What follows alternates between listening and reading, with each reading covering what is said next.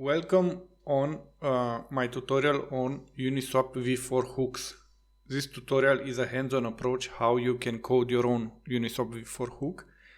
But before we begin, I want you to be a little bit familiar with how custom hooks in Uniswap v4 work. So you have to read a couple of articles that are online if you haven't, because it will be a bit difficult to jump directly in the code if you don't have any idea about hooks. But I'm guessing if you watch this video, you already have some idea about hooks. So the easiest way I know to get started with hooks is you write in Google Uniswap v4 template. And it will go to this repository. You can click use this template if you're logged in, or just clone the repo on your hard drive. So I'm gonna clone it and name it my hook. And because this particular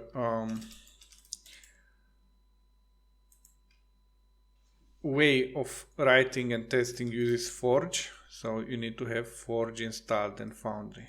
So you have to check the Foundry app. And it will check if you have Foundry installed and Forge. So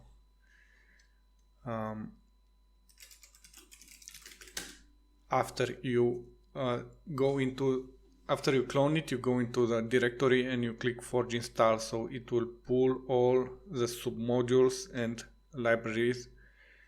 And let me open the sheets. It will download. Let me make it a little bit bigger. It when you write Foundry install, Forge install, it will put all the libraries here in lib. And now you see you have a counter hook and a counter test. What you want to do is just run it Forge test. And you should be familiar with Forge and Foundry. They're pretty simple to learn. It will take about 1 or 2 hours to learn them good. And there you have it. So what you can do now is, for example, copy paste the test and the contract and create your own hook. I call it mine one hook. So this way you can take from time to time a look at counter to see if something doesn't work correctly. And you would test with much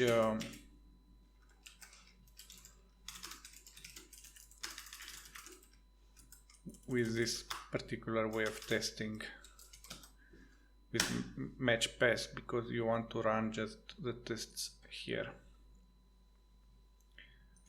Okay, so now you want to do some renaming,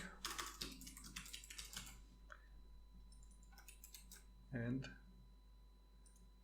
I'm gonna show you what you must be careful.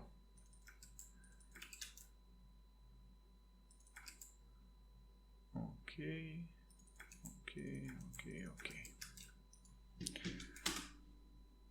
And always run tests to check if you did something wrong. So what you must be careful. So you must be careful on the following.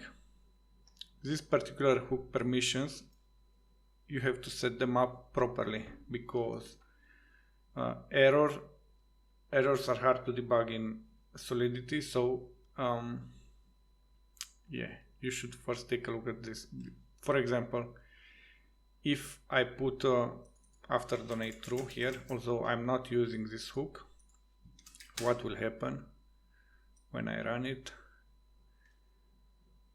You see, you get revert, some deploy code failed to create runtime, but absolutely you have no idea what you did wrong. So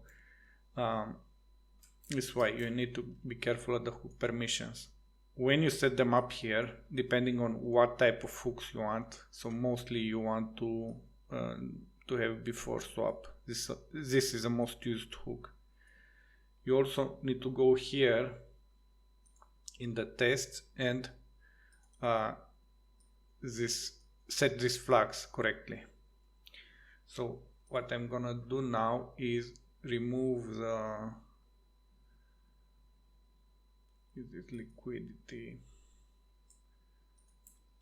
this liquidity before add liquidity and before remove liquidity functionality, because I don't plan to use them. And I'm gonna set this to false.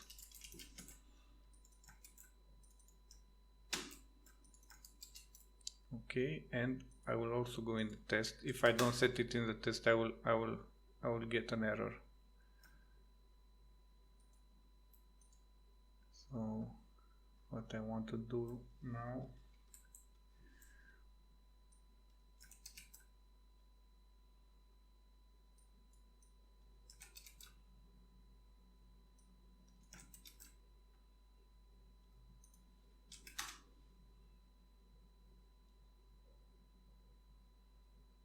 you see, I didn't set correctly the flags here. So I need to make sure that these flags are set correctly. Now a quick note about various testings and what you can do. You can take some inspiration from the following resources. V4 by example, where you, for example, you can see how you can pass data to the hook and do various things like dynamic swap. And there's also some